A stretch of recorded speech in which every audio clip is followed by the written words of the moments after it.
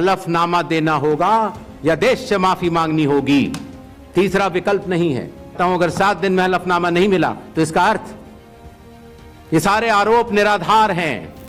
अब आप अच्छी तरह सुनिए, और ये जो इलेक्शन कमीशन बैठे हैं, इलेक्शन कमिश्नर बैठे हैं, इन तीनों से मैं कह रहा हूं, पूरा देश जिससे आपने चोरी की है, हम आप तीनों को देखेंगे, कार्रवाई आपके खिलाफ करेंगे। इलेक्शन कमीशन से मैं कहना चाहता हूं, पूरा देश आपसे एफिडेविट मांगने का काम करेगा। थोड़ा सा समय दे दो। हर स्टेट में, हर विधानसभा में, हर लोकसभा में हम आपकी चोरी पकड़ के देश को दिखाने जा रहे हैं। नमस्कार, मैं रवीश कुमार। क्या हम ऐसा होता हुआ देख रहे हैं कि विपक्ष अब चुनाव आयोग को लेकर खुली लड़ाई में आ गया है? राहुल गांधी ने तीनों चुनाव आयुक्तों को ललकारा है, कहा है हम तीनों को देखेंगे। तीनों का मतलब मुख्य चुनाव आयुक्त ज्ञानेश कुमार, विवेक जोशी और सुखबीर सिंह संधू। हमारा सवाल भी आप तीनों से है, मौजूदा मुख्य चुनाव आयुक्त और दोनों चुनाव आयुक्तों से। क्या इनमें से किसी को एहसास है कि अगर जनता के बीच आयोग का भरोसा नहीं रह जाएगा तो इनकी क्या हैसियत रह जाएगी? चुनाव आयोग को स्वायत्त बनाया गया ताकि यह सबका भरोसा जीते, और भरोसा जीतने के लिए जरूरी है कि किसी के आगे ना झुके, किसी का पक्ष ना ले। क्या आपको एहसास है कि राहुल गांधी यह सब कहने के लिए क्यों मजबूर हो रहे हैं? अब आप अच्छी तरह सुनिए, और ये जो इलेक्शन कमीशन बैठे हैं, इलेक्शन कमिश्नर बैठे हैं, इन तीनों से मैं कह रहा हूं, आप एक बात समझ लो, मोदी जी की सरकार है, वो सब ठीक है। तेजस्वी जी ने कहा आपने बीजेपी की मेंबरशिप ले रखी है, आप बीजेपी के लिए काम कर रहे हो, मगर एक बात समझ लो, एक दिन ऐसा आएगा जब यहां पे बिहार में और दिल्ली में इंडिया गठबंधन की सरकार होगी, फिर हम आप तीनों को देखेंगे, कार्रवाई आपके खिलाफ करेंगे, और पूरा देश जिससे आपने चोरी की है। चुनाव आयोग को आराम से बैठकर 17 अगस्त की प्रेस कॉन्फ्रेंस का शर्मनाक वीडियो देखना चाहिए, सोचना चाहिए कि क्या उन्होंने राहुल गांधी के सवालों का एक भी जवाब ठीक से दिया, जिसे सुनकर भारत की जनता आश्वस्त हो जाती कि कुछ हो जाए, चुनाव आयोग गड़बड़ी नहीं कर सकता। मुख्य चुनाव आयुक्त ने कितनी बेतुकी बात की सीसीटीवी फुटेज को लेकर। कहा क्या अपनी माताओं, बहुओं, बेटियों सहित किसी भी मतदाता की सीसीटीवी वीडियो चुनाव आयोग को साझा करनी चाहिए क्या? आपको याद होगा मोदी सरकार इलेक्टोरल बॉन्ड का कानून लेकर आई, जिसे सुप्रीम कोर्ट ने असंवैधानिक करार दिया और सूचना के अधिकार के विरुद्ध भी कहा। इस मामले की सुनवाई के दौरान मोदी सरकार ने कोर्ट में कहा कि चंदा देने वाले कॉरपोरेट का नाम नहीं बताएंगे, प्राइवेसी का मामला है।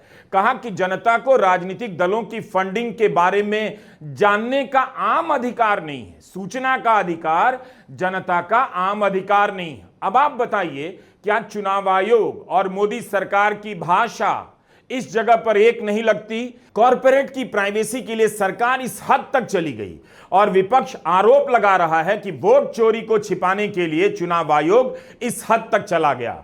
और वही सरकार इनकम टैक्स के नाम पर आपके व्हाट्सएप चैट को पढ़ने का कानून बना चुकी है। तो समझ लीजिए क्या होने जा रहा है। इसलिए हमारा सवाल है कि क्या चुनाव आयोग को जरा भी एहसास है कि भारत की जनता इस एक संस्था पर कितना अटूट विश्वास करती है? अगर यह विश्वास टूट गया तो संस्था का क्या होगा और भारत की जनता का क्या होगा? सिर्फ इसी एक बात पर मुख्य चुनाव आयुक्त ज्ञानेश कुमार को बर्खास्त कर देना चाहिए कि वे बीजेपी के एक सांसद को लेकर 2 शब्द बोलने की हिम्मत नहीं जुटा सके। खुद ज्ञानेश कुमार को पब्लिक में आकर कहना चाहिए कि हम अनुराग ठाकुर के बारे में नहीं बोलेंगे, अनुराग ही सुपर आयुक्त हैं। जब सब नष्ट ही करना है तो ठीक से कर दीजिए। आयोग क्यों नहीं अनुराग ठाकुर को हलफनामा देने के लिए कह सका? क्यों नहीं कह सका कि अनुराग ठाकुर को हमने वोटर लिस्ट नहीं दी, उनकी जांच में खोट है? आप नेता प्रतिपक्ष के पावर प्रेजेंटेशन का मजाक उड़ाते हैं और बीजेपी के सांसद अनुराग ठाकुर पर चुप हो जाते हैं। हम तो कहना चाहते हैं कि ज्ञानेश गुप्ता जी, अगर आपने भाजपा की सदस्यता ले ली है तो बता दीजिए इसमें शर्म की बात क्या है? इसमें तो कोई बहन और बेटियों का अपमान नहीं है। तो अगर आपने लिया है सदस्यता तो आप बता दीजिए। आप राहुल गांधी जी को चुनौती दे रहे हैं, आप विपक्ष के लोगों को चुनौती दे रहे हैं, लेकिन हमें पता है कि आपका स्क्रिप्ट जो है पीएमओ से होकर के आता है। जो नरेंद्र मोदी अमित शाह कहते हैं वही ज्ञानेश गुप्ता जो है कहने का काम करता है। यह सवाल आपको पूछना चाहिए कि बिहार में एसआईआर को लेकर इतनी गड़बड़ियां सामने आई, राहुल गांधी को मिल जा रही हैं, लेकिन बीजेपी ने एक भी शिकायत नहीं की। क्यों नहीं की? बीजेपी इस मामले में क्यों चुप है? अनुराग ठाकुर पर आयोग क्यों चुप है? आपको जवाब मिल जाएगा। आपको याद होगा 2022 में रातों रात अरुण गोयल को चुनाव आयुक्त बनाने का फैसला हुआ। वे सचिव के पद से वीआरएस लेते हैं और 24 घंटे के भीतर चुनाव आयुक्त बना दिए जाते हैं। वही अरुण गोयल लोकसभा चुनाव के ठीक पहले अचानक इस्तीफा देते हैं और गायब हो गए जगदीप धनखड़ की तरह, किसी को कुछ पता नहीं। फिर 6 महीने के बाद खबर आती है क्रोएशिया के राजदूत बना दिए गए, जबकि इनकी नियुक्ति को लेकर सुप्रीम कोर्ट में चुनौती दी गई। तब सुनवाई के दौरान सुप्रीम कोर्ट ने पूछा था कि इतनी जल्दी इनके बारे में सब कुछ कैसे चेक कर लिया गया, इतनी जल्दबाजी क्यों की गई। उस समय सुप्रीम कोर्ट ने कहा था चुनाव आयुक्त ऐसा होना चाहिए जो प्रधानमंत्री की जांच करने की हिम्मत दिखा सके, यस मैन नहीं हो। क्या आपको लगता है भारत के चुनाव आयोग में हिम्मत है? 2018 में चुनाव आयुक्त के पद से अशोक लवासा ने क्यों इस्तीफा दिया? क्या आयोग को नहीं पता कि प्रधानमंत्री मोदी ने आचार संहिता का उल्लंघन किया? इस पर अशोक लवासा के सुझावों को स्वीकार नहीं किया गया, उनकी असहमति के नोट को रिकॉर्ड पर नहीं लाया गया, उन्होंने इस्तीफा दे दिया। यह आयोग के भीतर हो चुका है। चुनाव आयुक्त किसी बात से सहमत नहीं है, इसे रिकॉर्ड पर नहीं लाने देने का क्या मकसद हो सकता है? क्या इसलिए कि मामला प्रधानमंत्री मोदी से जुड़ा था? इसलिए राहुल गांधी बार बार कह रहे हैं जब सरकार बदलेगी तब सबकी जांच होगी, जो रिटायर हो चुके हैं उनकी भी होगी। आप हमारे वीडियो में बताए गए इन उदाहरणों के साथ राहुल गांधी के बयानों को समझिए, तस्वीर साफ नजर आ जाएगी। कई बार मौका आया मगर चुनाव आयोग हिम्मत नहीं दिखा सका। इसी लोकसभा चुनाव में सांप्रदायिक भाषण की शिकायत पर बीजेपी के अध्यक्ष को नोटिस दिया गया, जबकि भाषण प्रधानमंत्री मोदी का था। हर बात का एक ही जवाब है, कोई ना कोई नियम। चुनाव आयोग कब तक अपने आप को इन नियमों के पीछे छिपाता रहेगा? इसलिए राहुल गांधी हलफनामा देने से इनकार कर सड़क पर उतर गए। धूप, गर्मी, बरसात, आंधी तूफान का सामना करते हुए चुनाव आयोग को ललकार रहे हैं। आयोग ने राहुल गांधी के किसी सवाल का ठोस जवाब नहीं दिया। राहुल गांधी एक बात समझ गए हैं, इस दौर में संस्थाएं मैनेज हो चुकी हैं, फैसले मैनेज हो रहे हैं, आदेश मैनेज हो चुके हैं। बस एक जनता है जो मैनेज नहीं हुई है और उसी के बीच अपनी बातों पर फैसला मांगना पड़ेगा। ये देश जो है, भारत माता, वो कॉन्स्टिट्यूशन दो मुझे। ये जो है, ये संविधान जो है, ये भारत माता का संविधान है। ये भारत माता का संविधान है। इसको अंबेडकर जी ने, गांधी जी ने, नेहरू जी ने, पटेल जी ने लिखा है, बनवाया है, मगर इसमें 3000 साल पुरानी आवाज है, हिंदुस्तान की आत्मा की आवाज है। और जब ये लोग वोट चोरी करते हैं तो ये इस आत्मा पर आक्रमण करते हैं, ये इस संविधान पर आक्रमण करते हैं। ये भारत माता पर आक्रमण कर रहे हैं। और हम भारत माता पे ना नरेंद्र मोदी को, ना इलेक्शन कमीशन को आक्रमण करने देंगे। इस संविधान को कोई नहीं मिटा सकता, इस संविधान को कोई नहीं छू सकता। और इलेक्शन कमिश्नर, आप अच्छी तरह समझ लो, अगर आपने अपना काम नहीं किया तो आप पर सख्त कार्रवाई होने जा रही है। चुनाव आयोग को याद करना चाहिए कि 10 साल आज से पहले जो लोग उसकी कुर्सियों पर बैठे हैं, उन्होंने इस भरोसे को हासिल करने के लिए कुछ किया भी या तोड़ने का ही काम किया। चुनाव आयोग को स्वायत्त इसलिए नहीं बनाया गया कि वह एफआईआर की धमकी दे और हम जो कहें वही सच है, हम पर भरोसा करना ही होगा, इस तेवर के साथ चले। आयोग के कई जवाबों से लगा कि वह सत्ता की भाषा बोल रहा है, किसी एक व्यक्ति के लिए बोला जा रहा है। जैसे सब ईडी से डर गए, वैसे ही अब सबको ईसी से भी डरना होगा। अलग अलग भाषाओं में लिखा है वोट चोर इलेक्शन कमिश्नर्स। क्या इसी दिन के लिए ज्ञानेश कुमार, सुखबीर सिंह संधू, विवेक जोशी इस पवित्र पद पर आए कि उन्हें चोर कहा जाए? संसद परिसर में हर दिन विपक्ष के सांसद चुनाव आयोग चोर है का पोस्टर लेकर प्रदर्शन कर रहे हैं। चुनाव आयुक्तों को इसकी परवाह करनी चाहिए कि उन्हें चोर क्यों कहा जा रहा है। आज आयोग को शर्म आनी चाहिए कि उन पर रिगिंग के आरोप लग रहे हैं और वह नियम खेल रहा है। आयोग अभी तक विपक्ष को अपनी बात से क्यों नहीं समझा सका? संसद परिसर में विपक्ष के प्रदर्शन के दौरान पोस्टर पर लिखा है SIR साइलेंट इनविजिबल रिगिंग।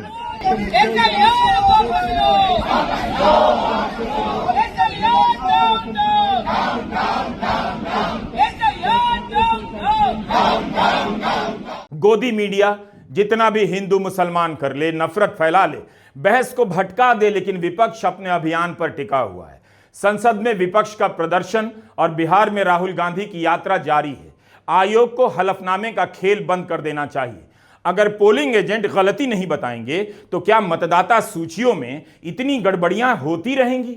मतदाता सूची की जिम्मेदारी क्या बूथ एजेंट पर डाली जा सकती है? फिर आयोग किस काम के लिए है? बूथ एजेंट को क्यों नहीं इलेक्शन कमिश्नर का पावर दे देना चाहिए? नवीन पटनायक के बीजू जनता दल ने तो चुनाव आयोग को पिछले साल दिसंबर में पत्र लिखा कि कुछ जगहों पर जितने वोट पड़े उससे 15 से 30% ज्यादा गिने गए। यह कैसे हो सकता है? 2 वोट पड़ेगा 2 ही गिना जाएगा, 2 की जगह 5 कैसे गिना जा सकता है? दिसंबर का पत्र और अभी तक जवाब नहीं आया। फिर आयोग राहुल गांधी से हलफनामा मांगने का नाटक भी करता है। बीजेडी ने कहा है उनकी शिकायत को 8 महीने हो गए, आज तक आयोग ने जवाब नहीं दिया। ऐसी शिकायतें तो और भी आई हैं। लोकसभा में जितने वोट पड़े उससे कहीं ज्यादा कहीं पर गिने गए और कहीं पर उससे कम गिने गए। एडीआर ने बाकायदा अपनी रिसर्च सुप्रीम कोर्ट में दायर की है, लेकिन आयोग ने कौन सा ठोस जवाब दे दिया? एडीआर ने आयोग के यंत्र के वोटों की गिनती को लेकर ठोस आरोप लगाए, किसी पर आयोग का जवाब नहीं आया। 99% सीटों पर जितने वोट डाले गए और जितने गिने गए उसमें मिलान नहीं हो पाया। बीजेडी तो इंडिया गठबंधन का पार्ट नहीं है, वह भी वही आरोप लगा रही है जो राहुल गांधी लगा रहे हैं। कब तक आयोग नियम खेलता रहेगा? नियम बता रहा है इतने दिन में शिकायत का हलफनामा देना होता है, लेकिन खुद कितने दिन में उन शिकायतों पर एक्शन ले रहा है आयोग? इसकी बात क्यों नहीं करता? सपा और बीजू जनता दल के हलफनामे पर चुनाव आयोग ने अपने लिए समय की पाबंदी क्यों नहीं दिखाई? क्या उनका काम केवल 7 दिनों में या 50 दिनों में हलफनामा लेना ही है और चुनाव आयोग उस पर 10 साल तक सोता रह जाए? एक फर्क है, समाजवादी पार्टी और बीजू जनता दल ने चुनाव आयोग को हलफनामा दिया मगर जन आंदोलन नहीं किया। राहुल गांधी इस मुद्दे को लेकर सड़कों पर उतर गए। तेजस्वी यादव के साथ 16 दिनों के लिए 1300 किलोमीटर से अधिक की यात्रा कर रहे हैं। जगह जगह पर इसके बारे में बोल रहे हैं। इसलिए अटैक राहुल गांधी पर ज्यादा है क्योंकि चोरी के इस खेल को पब्लिक के बीच में ले जा चुके हैं। जिनके नाम कट गए हैं उन्हें बुलाकर दिल्ली में चाय पिला रहे हैं और बिहार की यात्रा के दौरान मिलकर सवाल जवाब कर रहे हैं। जनता को बताओ आपके साथ क्या हुआ? मेरा नाम वोटर लिस्ट में काट दिया गया है और मैं अगला लोकसभा में भी वोट दिया हूं और पोलिंग एजेंट रहा हूं। बोलो बोलो बोलो। तो मैं लोकसभा में पोलिंग एजेंट भी था और मेरा नाम सुबोध कुमार, पिता से स्वर्गीय श्यामली सिंह हुआ। मैं महरथ ग्राम का निवासी हूं, खेती करता हूं। जिम्मेदार वो हैं, जिम्मेदारी उनकी है। चोरी उनकी पकड़ी गई और मुझे कहते हैं आप एफिडेविट लाओ। इलेक्शन कमीशन से मैं कहना चाहता हूं पूरा देश आपसे एफिडेविट मांगने का काम करेगा। थोड़ा सा समय दे दो। हर स्टेट में, हर विधानसभा में, हर लोकसभा में हम आपकी चोरी पकड़ के देश को दिखाने जा रहे हैं। एक बात समझने की जरूरत है, वोटर लिस्ट में चोरी का यह खेल एक दिन में नहीं पकड़ा जा सकता, 7 दिन में नहीं पकड़ा जा सकता है। यह इतना जटिल मामला है कि इसमें समय लग रहा है। क्या इसीलिए चुनाव आयोग 7 दिन, 8 दिन, 50 दिन के नियमों की आड़ ले रहा है? क्योंकि उसे पता है कि कोई भी 7 दिन के भीतर इस तरह की धांधली को नहीं पकड़ सकता है। चुनाव आयोग ने दरअसल सोचा नहीं होगा कि राहुल गांधी उसके खिलाफ इस हद तक जा सकते हैं। क्या अब नेता प्रतिपक्ष के खिलाफ किसी भी हद तक जाने का कोई रास्ता आयोग के पास बचा है? एक ही रास्ता है, झुंझलाहट का, हताशा का। अब हताशा में आयोग क्या करेगा कोई नहीं जानता। वोटर लिस्ट की हजारों गलतियां आपने देख ली, लोगों ने दिखा दी, आयोग नियमों का हवाला देने लग जाता है। मैंने प्रेस कॉन्फ्रेंस किया इलेक्शन कमीशन के सामने, मैंने उनको बताया कि 5 तरीके से वोट चोरी किए जा रहे हैं। डुप्लीकेट वोटर, फेक एड्रेस, एक एड्रेस में 50-60 लोग रह रहे हैं, फॉर्म 6 एड्रेस 0000 और फेक फोटो या जिसमें किसी की फोटो ही नहीं दिख रही है। मैंने साफ कहा कि 1 लाख फर्जी वोट हैं। चुनाव आयोग क्या करता है? चुनाव आयोग क्या करता है? यह नहीं कहता कि विपक्ष के नेता ने आरोप उठाया है, चलो चेक करते हैं। यह नहीं किया, उल्टा मुझे कहते हैं आप एफिडेविट दो, और उसके बाद कहते हैं कि ये पहले कंप्लेंट क्यों नहीं की। कहते हैं कि अगर 1 सप्ताह के अंदर आपने एफिडेविट नहीं दिया तो इस कंप्लेंट का कोई मतलब नहीं है। चुनाव आयोग ने खुद से यह गलती क्यों नहीं पकड़ी? इन्हीं गड़बड़ियों को दूर करने के लिए देश को एसआईआर में झोंका जा रहा है और एसआईआर में ही हजारों गलतियां सामने आ रही हैं। ऐसा नहीं है कि विपक्ष ने चुनाव आयोग से संवाद नहीं किया, अर्जियां नहीं दी, मुलाकात का समय नहीं मांगा। आपको एक घटना की याद दिलाना चाहता हूं, पता चल जाएगा कि राहुल गांधी को आज यह सब क्यों कहना पड़ रहा है और राहुल गांधी को यह बात क्यों कहते रहनी चाहिए। 2024 की इस प्रेस कॉन्फ्रेंस को याद कीजिए। कांग्रेस पार्टी के बड़े बड़े नेता आए थे।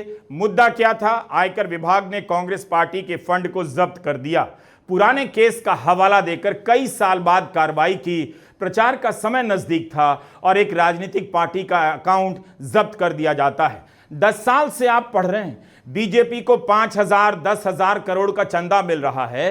क्या आयकर विभाग बीजेपी के फंड पर रोक लगाने की हिम्मत कर पाता? कांग्रेस को 3,500 करोड़ का नोटिस भेजा गया, 135 करोड़ का जुर्माना वसूला गया। क्या आयकर विभाग बीजेपी को नोटिस भेज सकता है, जुर्माना मांग सकता है? The Election Commission has not even said, wait a minute, you have frozen the bank account of the largest, of one of the biggest political parties, largest opposition in the country. And already our ability to fight the election has been damaged. We've already lost a month. As Makanji said, we are unable to get slots for advertising. We're unable to put ads in newspapers. And so what sort of a democracy is this? This is a criminal action on the Congress party. And it's a criminal action done by the Prime Minister and the Home Minister. It's very clear. This type of activity does not happen without them in today's India. चुनाव आयोग को बहुत कुछ याद दिलाने का समय आ गया है। 10 साल तक विपक्ष ने हताशा में चुप्पी साध ली। अब वह सड़क पर उतरकर बोलने लगा है। यह सब बातें जनता के बीच में ठीक से नहीं पहुंची क्योंकि खबरों को दबाया गया। क्या गोदी मीडिया ने इस बात को लेकर बहस की थी कि क्या आयकर विभाग बीजेपी के खाते को जब्त करने की हिम्मत कर सकता है? तो चुनाव के पहले एक मुख्य राजनीतिक दल का खाता क्यों जब्त किया गया? Please understand, this is not freezing of the Congress party's bank accounts. This is the freezing of Indian democracy. That is what is happening here. Okay, so we are unable, as the biggest opposition party, we are unable to take any action. There's no action we are able to take. We cannot send our leaders anywhere. We cannot book advertisements. We cannot do anything. What else is it if it's not an assault on democracy? Congress के नेता आयोग के दरवाजे पर गए, level playing field की याद दिलाने लगे। एक पार्टी कई हजार करोड़ के चंदे से लैस और एक पार्टी का बैंक अकाउंट जब्त। तो लोग क्यों नहीं पूछेंगे? चुनाव से पहले ही चुनाव को फिक्स किया जा रहा है। पूर्व चुनाव आयुक्तों के अखबारों में बयान छपे कि यह कार्रवाई लेवल प्लेइंग फील्ड के सिद्धांतों के विरुद्ध है। आयोग को दखल देना चाहिए। आयोग दखल दे सकता है, कम से कम आयकर विभाग से मिलकर पूछ सकता है कि यह कार्रवाई अभी ही क्यों करनी है। ऐसा क्या था जो चुनाव के बाद तक नहीं रुक सकता था? लेकिन क्या ऐसा हुआ? क्या उस वक्त आपने चुनाव आयोग को आगे आकर लेवल प्लेइंग फील्ड बहाल करते देखा कि चुनाव शुरू हो रहे हैं, सबको बराबर का मौका मिले? यह कार्रवाई बाद में भी हो सकती थी, मगर नहीं हुई। आपको पता है, किसी ने परवाह नहीं की। कहां है वो मामला आज? लेकिन उसी वक्त क्यों किया गया? आयोग उस वक्त नियम खेल रहा था। आखिरकार सुप्रीम कोर्ट में मामला गया, तब आयकर विभाग ने कहा लोकसभा तक कोई कार्रवाई नहीं होगी। कांग्रेस को खर्च करने की अनुमति मिली। तब तक चुनाव के कई दिन निकल गए और कांग्रेस प्रचार में पिछड़ गई। आखिर सुप्रीम कोर्ट तक मामले को क्यों पहुंचने दिया गया? पहले ही आयकर विभाग ने कार्रवाई क्यों नहीं रोकी? क्योंकि उसे पता था कि चुनाव आयोग सिर्फ नियम खेलेगा और दखल नहीं देगा। जैसे इस वक्त नियम खेला जा रहा है कि वोटर लिस्ट में गड़बड़ी उसकी जिम्मेदारी नहीं, राजनीतिक एजेंटों की है। इलेक्शन कमीशन और बीजेपी के बीच में पार्टनरशिप चल रही है। ये मिलकर वोट चोरी कर रहे हैं। इस बात से आप सहमत हैं? बिहार इस बात से सहमत है? ये आपका अधिकार है, संविधान आपको ये देता है। इसके लिए आप लड़े हो, आप मेहनत करते हो, और ये नरेंद्र मोदी, अमित शाह और इलेक्शन कमिश्नर मिलकर आपसे छीन रहे हैं। भाइयों और बहनों, इलेक्शन कमीशन और बीजेपी के बीच में पार्टनरशिप चल रही है। ये मिलकर वोट चोरी कर रहे हैं। इस बात से आप सहमत हैं? बिहार इस बात से सहमत है? यह आपका अधिकार है, संविधान आपको यह देता है। इसके लिए आप लड़े हो, आप मेहनत करते हो, और ये नरेंद्र मोदी, अमित शाह और इलेक्शन कमिश्नर मिलकर आपसे छीन रहे हैं। और अब बिहार में नए तरीके से वोटर चोरी, SIR, ये आपके आंखों के सामने, देश के आंखों के सामने अब नए तरीके से चोरी कर रहे हैं। हम इन्हें चोरी नहीं करने देंगे। भाइयों और बहनों, पहले आपका वोटर कार्ड जाएगा, उसके बाद आपका राशन कार्ड जाएगा, उसके बाद आपकी जमीन अदानी और अंबानी को दी जाएगी। ये देश 2-3 अरबपतियों का नहीं है, अंबानी का, अदानी का नहीं है। ये देश किसानों का है, मजदूरों का है, छोटे व्यापारियों का है, युवाओं का है। चुनाव आयोग अगर निष्पक्ष नहीं रहेगा तो फिर इस देश में जनता की भी जरूरत नहीं रह जाएगी। जनता नाम की चीज तभी तक है जब तक उसके पास एक वोट का अधिकार है। ठीक इसी समय में सुदूर अमेरिका में राष्ट्रपति ट्रंप चुनाव की धांधलियों के सवाल उठा रहे हैं। यंत्र और इंटरनेट को चुनाव के सिस्टम से दूर करना चाहते हैं। यंत्र के प्रति विश्वास जताने वाले गोदी एंकरों को समझ नहीं आ रहा होगा कि ट्रंप और यंत्र को लेकर क्या करें। इतिहास ही यही रहा है। चुनाव आयोग चुनाव की प्रक्रियाओं के सहारे ही लोकतंत्र का गला अंतिम रूप से दबा दिया गया। लोकतंत्र को खत्म करने वाले हमेशा चुनावों के जरिए ही सत्ता में पहुंचते हैं, फिर चुनाव को हमेशा के लिए बदल देते हैं। इस पर बहस होनी चाहिए कि क्या भारत में चुनाव आयोग एक तरफा है? क्या चुनाव एक तरफा हो चुका है?